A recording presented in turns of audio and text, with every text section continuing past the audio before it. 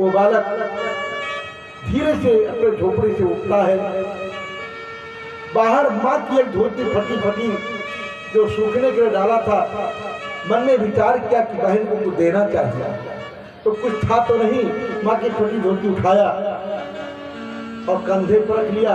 बस एक ही रख, हमारी बहन सीता, मेरे जीजा जी राम, उनके नाम को जपता जपता जपता जपता अयोध्या में आज पहुंच जाता है। अयोध्या में आप लोग कभी गए तो देखा होगा, मणि पर्वत है। अयोध्या में मणि पर्वत है। कहते हैं मणि पर्वत जब जनक जी महाराज अयोध्या में इतना सोना दान किया था राम के विवाह में कि अयोध्या में रखने की जगह नहीं तो वहीं रखवा दिया था। दूसरी कथा आती है कि जब कुबेर जी ने सोने की वर्षा की थी तो वहीं पर किया था, वो सोना वहीं पर रहेगा। एक कथा है, मैं कभी बताऊंगा। तो उससे वो सोने का पहाड़ बन गया, इसलिए उसका नाम था मणि पर्वत। उसी मणि पर्वत पर वो बालक आया है। आने के बाद में भूखा प्यासा बालक बस सीताराम सीताराम सीताराम सीताराम रटते रटते वहां सो जाता है। आज कनक बिहारी प्रभु श्री राम, मां भगवती जगदम्बा राम से कहती है, प्रभु आप जानते हो? बोले क्या? बोले मेरे ससुराल, मेरे मैके से मुझे बहन मानने वाला एक बालक मुझे बहन के मान करके मिलने के लिए आया है। मेरी इच्छा है चलो मैं उससे मिल लूं। प्रभु मुस्कुराए, बोले देवी तो मैं क्या करूं? बोले आप भी चलो, क्योंकि आप जीजा जी हो, आपको जीजा मानता है। भगवान ने कहा चलो ठीक, आपकी इच्छा है। बोले बहुत भूखा है। सोने के थाली में लोटा गिलास में पानी, सोने के थाली में भोजन परोसा। श्वेत हाथी पर भगवान खुद बैठते माता जी को बिठाया है। मणि पर्वत पर वहां पहुंचे, माता जी बालक के पास पहुंच करके उनको जगाती है। बालक उठा, उठ करके देखा, आप कौन? बोले भैया मैं आपकी बहन हूं। मेरी बहन हो आप? बोले हाँ। बोले मैं कैसे मानूं कि आप मेरी बहन हो? बोले बेटा जो तुम्हारी माता जी ने कहा है मैं वही सीता हूं। अच्छा सीता मेरी बहन हो? बोले हाँ। बोले बहन भाई से मिलती है जब तो उसके कुछ आचार विचार अलग होते हैं, ऐसा तो दिखा नहीं तुमको तुम्हारे में, मैं कैसे मान लूं कि आप बहन हो? अब आजकल तो ऐसी सिस्टम नहीं है, ये पहले ऐसा होता था।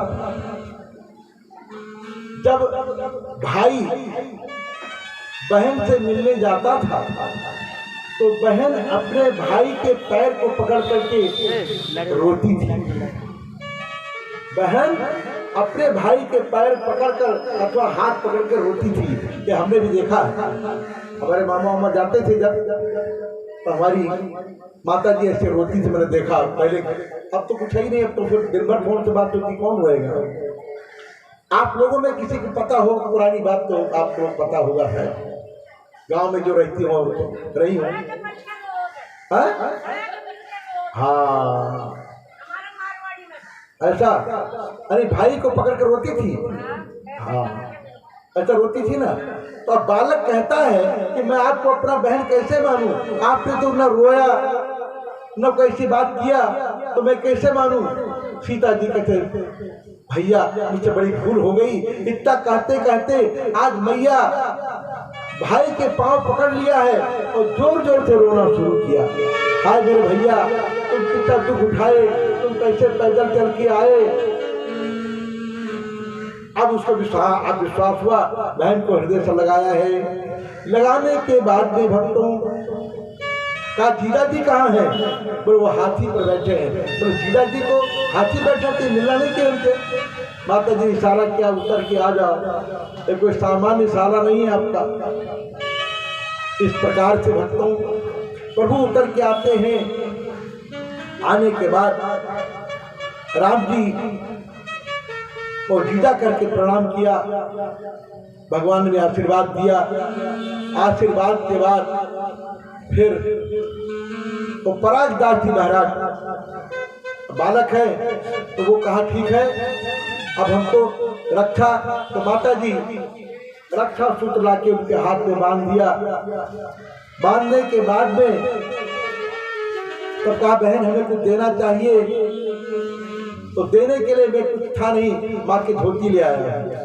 वो फटी हुई धोती जो माता जी को दिया है, माता जी प्रसन्न हो गई और कहा कि बेटा माँ के पास एक ही धोती है, वो क्या पहनेगी, इस धोती को ले लो और जिस बर्तन में भोजन किए बर्तन भी ले लो। बोले नहीं बहन कहाँ से ले कैसे? बोले नहीं, आप जाओगे तो माँ को कैसे विश्वास होगा क्या बहन से मिल के आएगा। सोने का लोटा, सोने का थाली, सोने का गिलास, कटोरी सब कुछ माता जी ने उनको दिया। अब इसको लेके जाओ, माँ बहुत रो रही है। आज परागदास जी महाराज वापस माँ के पास आते हैं, माँ से सारी बात बताई और जब देखा माँ अत्यंत प्रसन्न हुई। इधर परागदास का मन वो जो दर्शन कर लिया, दर्शन के बाद मन में घर में नहीं लग रहा है। एक दिन घर द्वार छोड़ करके परागदास अयोध्या आ जाते हैं। अयोध्या में आ गए, पढ़े लिखे थे नहीं, संत महात्माओं से दीक्षा लिया। लेने के बाद में आज परागदास महाराज एक जगह भगवान राम की कथा हो रही थी, वह कथा सुन रहे थे बैठे बैठे। कथा में प्रसंग आया कि भगवान राम, सीता, लक्ष्मण कैकेयी माँ के वरदान के प्रभाव से वो तीनों जंगल चले जाते हैं। जंगल में श्रृंगवेरपुर तक उनको रथ से जाते हैं, वहां के बाद पैदल गए।